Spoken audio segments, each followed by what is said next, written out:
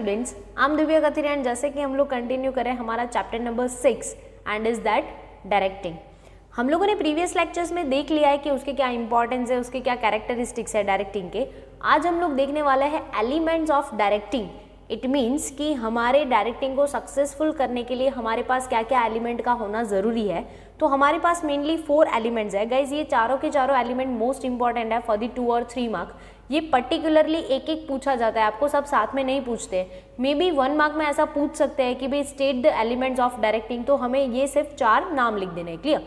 तो first one है हमारा supervision, motivation, leadership and communication. Clear? तो फर्स्ट वन सुपरविजन से हम लोग शुरू करते हैं। तो सुपरविजन का मतलब होता क्या है? तो अगर हम हमारे जनरल सेंस में, जनरल लैंग्वेज में बोलेंगे तो सुपरविजन मतलब क्या होता है कि हमें ध्यान रखना होता है कि जैसा काम बोला है वैसा हो रहा है कि नहीं हो रहा है। क्लियर? तो आइए देखते हैं मीनिंग ऑफ सुपरविजन।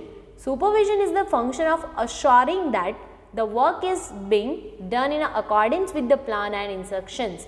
यानी कि हमें ये देखना है, ये अश्योर करना है कि जैसा हमने बोला था, जैसा ऑर्डर दिया था, जैसा इंस्ट्रक्शन दिया था, जैसा प्लान प्रिपेयर किया था, उसके हिसाब से काम हो रहा है कि नहीं हो रहा है। Clear guys? आइए देखते हैं उसके कुछ फंक्शंस है। यहाँ पे खास इंपॉर्टेंट ध्यान देना है कि फंक्शंस ऑफ सुपरवाइजर है, फंक्शन ऑफ सुपरविजन नहीं है। क्यों? क्योंकि जो सुपरविजन करता है उसको हम क्या कहते हैं? सुपरवाइजर। और जो भी काम करने होते हैं सुपरविजन के, वो किसको करने होते हैं? सुपरवाइजर को करने होते हैं। क्लियर? तो आइए देखते हैं first one function of supervisor, plan the functions and remove the problems.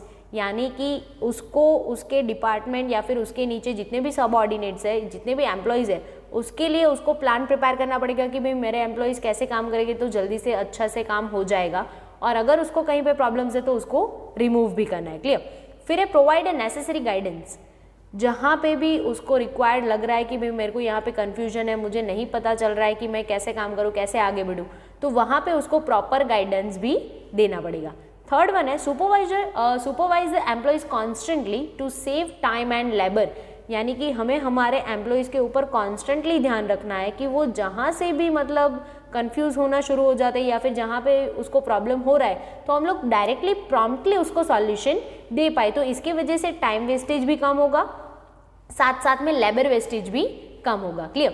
Supervisor does the function of integration of employees personal interest with business goal. Most important thing is with business गोल, कि हमें उसका ऐसा try करना है कि उसकी जो अंदर की एबिलिटी है, स्किल है, एफिशिएंसी है, उसको पर्सनली इंक्रीज करने की कोशिश करनी है। लेकिन किसके साथ? तो कि हमारा बिजनेस का गोल अचीव होना चाहिए।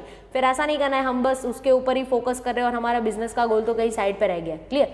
हमें क्या करना है? उसको सुपरवाइज भी करना है, उसकी एफिशिएंसी भी इंक्रीज होनी चाहिए और साथ साथ में हमारा बिजनेस का गोल भी अचीव होना चाहिए। क्लियर? नेक्स्ट वन है motivate the employees for efficiency.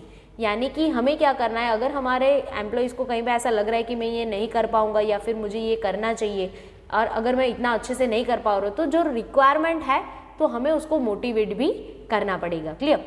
Maintain the feeling of oneness. हमें ये खास ध्यान रखना है कि हमारे यहाँ पे जितने एम्प्लॉयज़ काम कर रहे हैं उसके बीच में फीलिंग कैसा होना चाहिए? तो कि वननेस का, क्योंकि जितना वो लोग एक होके काम करेंगे उतना कोऑर्डिनेशन मेंटेन होने में अच्छा रहेगा। क्लियर? फिर देन आफ्टर है make the communication work faster. हमारा कम्युनिकेशन ऐसा नहीं होना चाहिए कि भाई चलो मैंने आज इंस्ट्रक्शन दिया, 2 दिन बाद लोगों को पता चल रहा है। अगर मैंने आज इंस्ट्रक्शन दिया तो लोगों के पास वो एज पॉसिबल एज इमीडिएटली पहुंच जाना चाहिए। क्लियर? तो क्या होगा कि टाइम वेस्ट भी कम होगा, साथ में हमें पता भी चलेगा कि भाई हम लोग जैसा सोच रहे हैं, जैसा कर रहे हैं, वो एग्जीक्यूट हो रहा है कि नहीं हो रहा है। क्लियर? देन आफ्टर है give the guidance regarding the use of a new technology. अगर हमारे बिजनेस में कोई नई टेक्नोलॉजी आती है तो ज़रूरी नहीं है कि सबको उसके बारे में प्रॉपरली पता ही होगा। अगर उसको नहीं पता है, ऐसा कुछ है, तो हम लोग क्या करेंगे? उसको उसके रिलेटेड प्रॉपर गाइडेंस प्रोवाइड करेंगे ताकि उसको ये पता चले कि इसको ऑपरेट कैसे करना है और उसके डिसएडवांटेजेस हमें ना फेस करने पड़े। क्लियर? फिर देन आफ्टर है maintain the discipline among employees. हमारे यहाँ पे जितने भी एम्प्लॉयज़ काम कर रहा है ज़रूरी है कि उसका डिसिप्लिन मेंटेन होना चाहिए, क्योंकि जितना ज़्यादा डिसिप्लिन होगा उतना टाइमली, प्रॉपरली, परफेक्टली वर्क होगा, साथ में कंट्रोलिंग का काम वहाँ से इजी हो जाएगा। क्लियर? फिर देन आफ्टर है कीप कंट्रोल। हमें क्या करना है?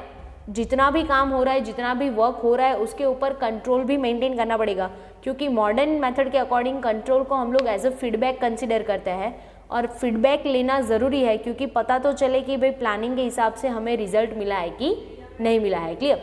और लास्ट वन है supervisor is a friend, philosopher and guide for the employees.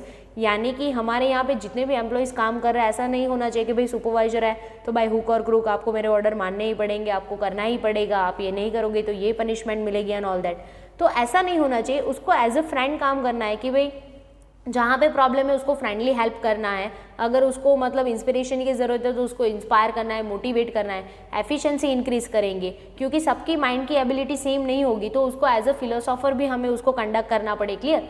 तो सुपरवाइजर जो है वो अल्टीमेटली फ्रेंड, फिलोसोफर और उसका जो गाइड है वो तो है ही, वो ऐसे उसको काम करना है। क्लियर। तो एक बार थोड़ा सा रिवाइज कर लेते हैं कि उसके मेनली फंक्शंस में क्या क्या हैपन होगा। तो फर्स्ट उन्हें प्लानिंग करना है, प्रॉब्लम रिमूव करना है। क्लियर। उसको नेसेसरी गाइडेंस देना है, रिक्वायरमेंट है तो उसके ऊपर कॉन्स्टेंटली ध्यान रखना है ताकि टाइम वेस्ट ना हो।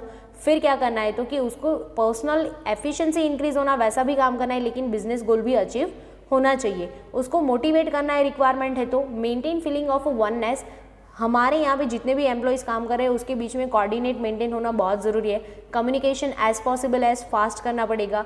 अगर उसको गाइडेंस देते हैं न्यू टेक्नोलॉजी के रिलेटेड तो हमें हमारे डिसएडवांटेजेस को फेस ना करना पड़े।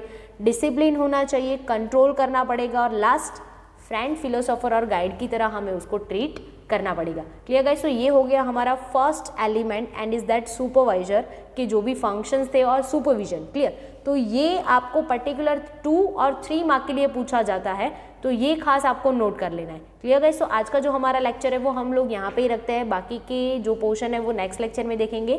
तब तक के लिए be happy and be safe.